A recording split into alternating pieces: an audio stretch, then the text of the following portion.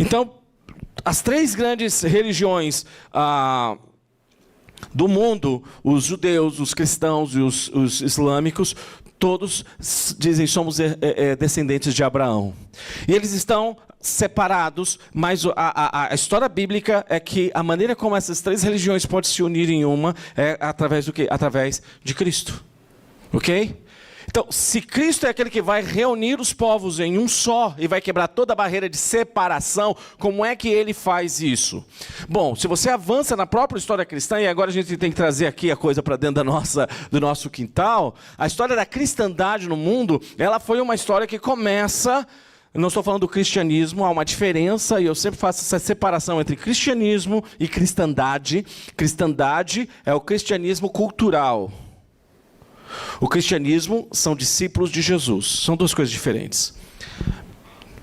Quando você diz assim, olha, eu nasci no país cristão, portanto eu sou cristão, na verdade você está se referindo à cristandade. Quando você diz, eu sou um discípulo imitador de Jesus, aprendiz de Cristo, e eu me submeti ao reino de Cristo, isso é cristianismo. Ok?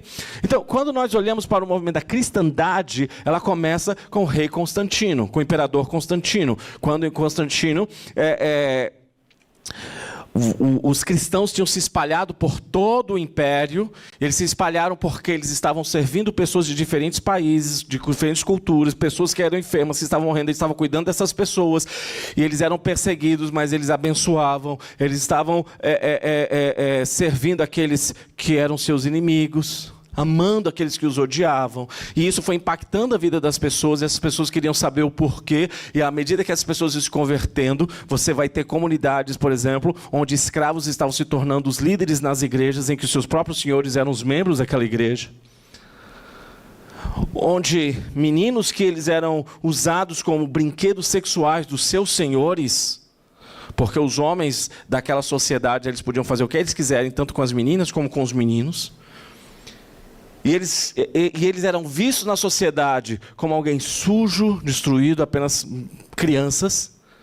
E quando eles entraram numa reunião de cristãos, eles eram abraçados, acolhidos, amados, recebidos como parte da família, sentando à mesa como iguais.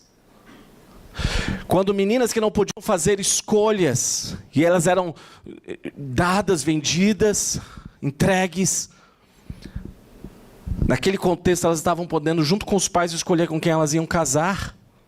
Foi o primeiro lugar onde as mulheres poderiam dizer sim ou não, se ela queria casar com alguém, porque os pais estavam se juntando com elas e orando junto com elas sobre a decisão de casamento.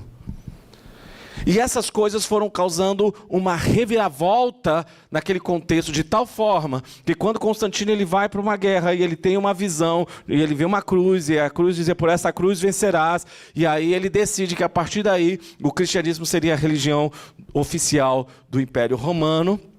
Então, agora as igrejas começam a se unir ao Estado, e agora a gente traz as ferramentas de Roma para discipular o mundo, porque se nós cristianizarmos o mundo, nós traremos o reino de Cristo para a terra, e aí Jesus vai voltar. Esse era o pensamento da liderança das igrejas naquele período. E eles vão usar então essa ferramenta da catequese que vem ao Brasil e tantos outros lugares, mas muitas vezes a força, pelo poder, pela espada. As cruzadas acontecem e essas guerras são feitas. E o que começa a acontecer? Começa a acontecer uma resposta a essas guerras.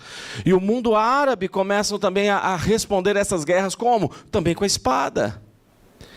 E tanto para o mundo cristão, ou da cristandade, como para o mundo árabe, o lugar que seria o grande símbolo do reino, seja de Cristo, ou seja de Alá no mundo, é onde? Jerusalém, a Terra Santa. E agora as guerras começam a acontecer em torno disso.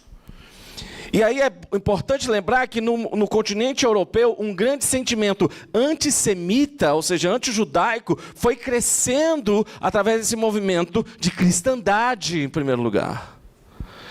E o grande filho desse casamento foi o nazismo,